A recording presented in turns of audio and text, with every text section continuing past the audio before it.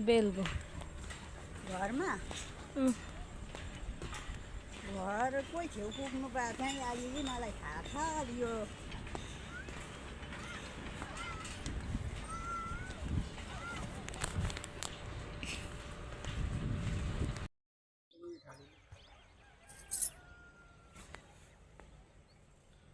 हाम्रो देमाको गाउँ मम्मीको दिदीको गाउँ घुम्नु आएको हो कि हामी पाहुना खान आएको बिर्सिसक्यौँ हौ हिँड्दा हिँड्दा पुल चाहिँ थोरै लामो चाहिँ होइन है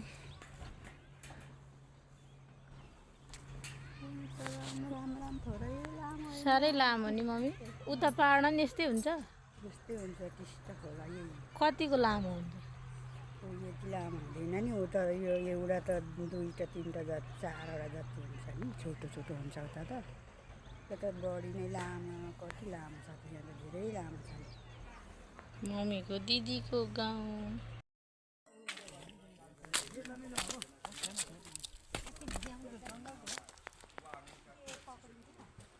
मम्मीको दिदीको गाउँ है मम्मीको दिदीको गाउँ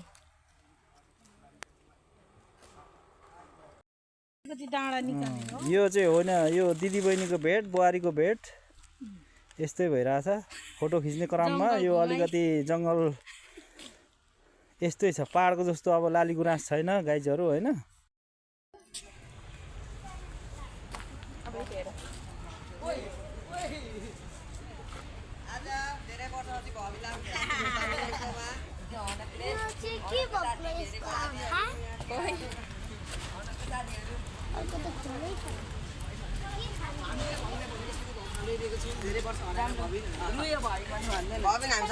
मान्छे भयो भन्ने सेतो बादर पनि हुन्छ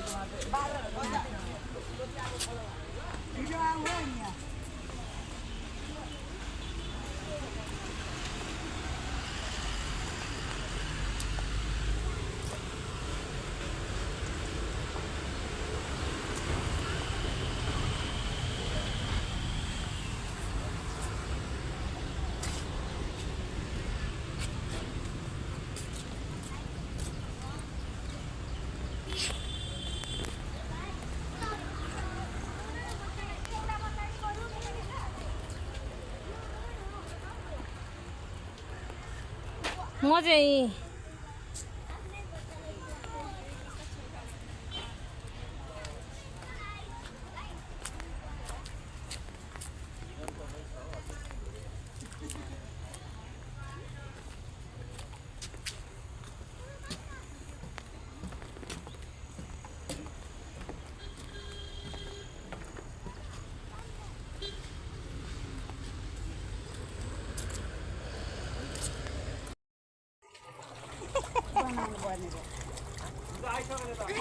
बुझा आयो त भाइले लिएर हेर त हामीले यहाँ कति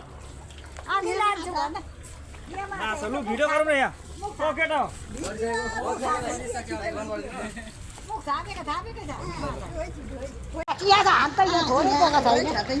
दाजु हाम्रो उताबाट खिचिदिनु न भाइ दाजु ल ल ल ल दाजु आउँछ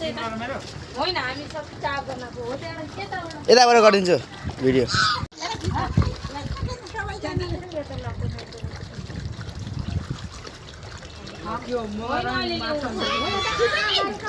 ओइ कत्रो कत्रो मुख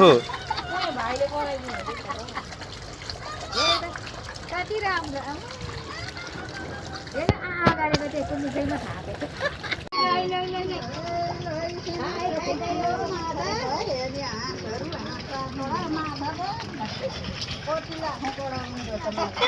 उता पनि हेर न उता यहाँ दिएको त मैले भर्खर छैन त एउटै हाँसले कति पऱ्यो हाँसले ऊ मसिनो चाहिँ तर मम्मी रमाइलो लाग्यो ठुल्ठुलो पनि छैन हाँसले यो टिप्दैन माछाले भन्दा म धेरै छिटो खाने हाँसले पनि उतै खान्छ कति छिटो टिपेको हाँसले चिन्ता राख यहाँ चाहिँ यो चाहिँ चिनी हाँस हो क्या मम्मी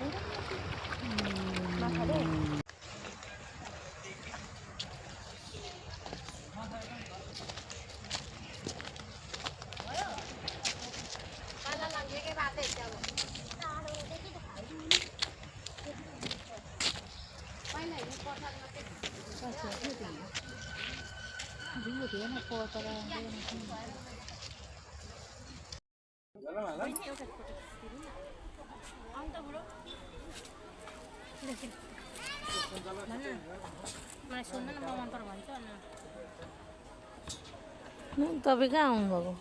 धरानमा तपाईँलाई कस्तो लाग्यो त धरान राम्रो लाग्यो मम्मी खुसी हुनुहुन्छ तपाईँ म एकदम खुसी धरान आएकोमा मलाई राम्रो लाग्यो हर्क साम्पाङले बनाएको पार्क मन पर्यो एकदम खुसी लाग्यो भोटकेमा माटोमा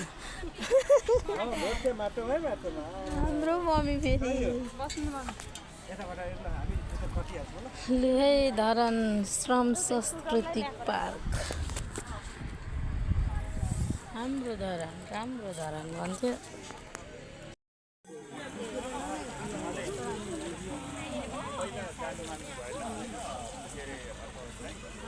मम्मीलाई र भान्जीलाई श्रम सांस्कृतिक पार्क घुमाइदिएको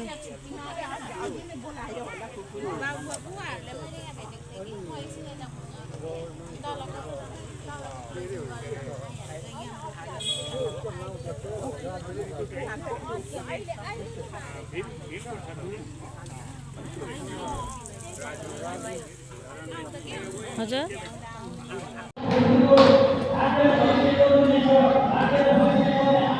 धरानको घन्टा घरै हाम्रो मम्मी चढ्नु हुँदैछ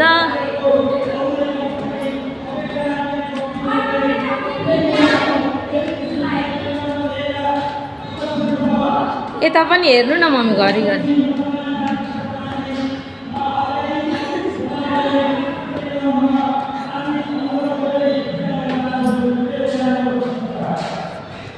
लु भयो अलि बिस्तारो